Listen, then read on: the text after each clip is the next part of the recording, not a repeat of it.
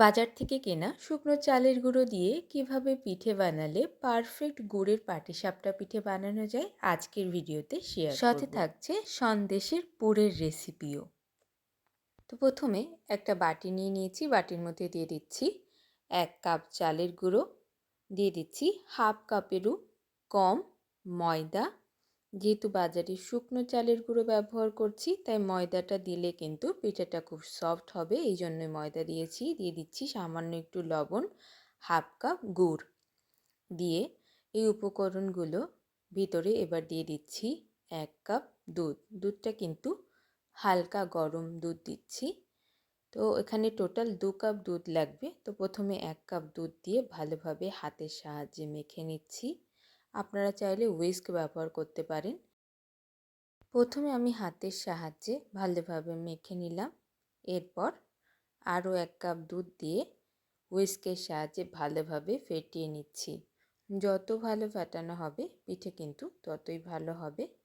তো এইভাবে কিছুটা সময় ফেটিয়ে নেবার পর মিশ্রণটাকে ঢাকা দিয়ে রাখছি। তো সন্দেশের পুরের পাটিসাপটা বানাবো, আর তার জন্য এখানে 1 কিলো দুধের ছানা করে নিয়েছি। ছানাটা হাতের সাহায্যে ভালোভাবে মেখে নিলাম।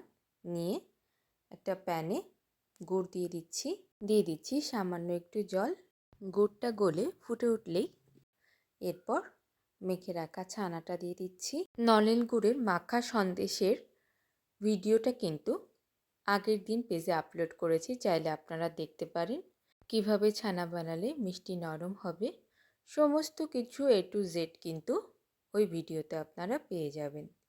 তো এইভাবে ভালোভাবে মিশিয়ে খানিকটা সময় জাল করে এখানে আমি নলেন গুড়ের সন্দেশটাকে বানিয়ে নিলাম পুরের জন্য। এরপর ফ্রাই প্যান অন করে 1 হাতা ব্যাটার দিয়ে এইভাবে ঘুরিয়ে দিচ্ছি। দিয়ে ভিতরে সন্দেশের পুর দিয়ে দিলাম, দিয়ে এইভাবে উঠিয়ে নিচ্ছি।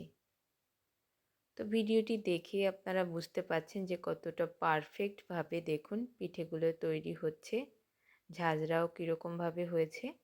একইভাবে আরও 1 হাতা ব্যাটার দেব, এইভাবে ঘুরিয়ে নেব।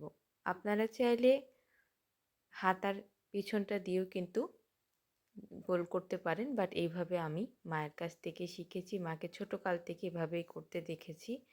তো এইভাবে পুরো গোলাটা দিয়েই কিন্তু পিঠেগুলো তৈরি করে নেব। দেখুন প্রতিটা পিঠেই কতটা পারফেক্ট হয়েছে। তো একেবারে দুর্দান্ত হয়েছে। ঘরের তৈরি নলেন গুড়ের সন্দেশ দিয়ে পাটিসাপটা। তো অবশ্যই আপনারা এইভাবে একবার ট্রাই করতে পারেন। ট্রাই করলে অবশ্যই কমেন্টস বক্সে জানাবেন। ভিডিওটি ভালো লাগলে চ্যানেলটি সাবস্ক্রাইব করে নেওয়ার অনুরোধ রইল। আর অবশ্যই একটা লাইক, কমেন্ট আর শেয়ার করে দেবেন সকলের মাঝে। ধন্যবাদ।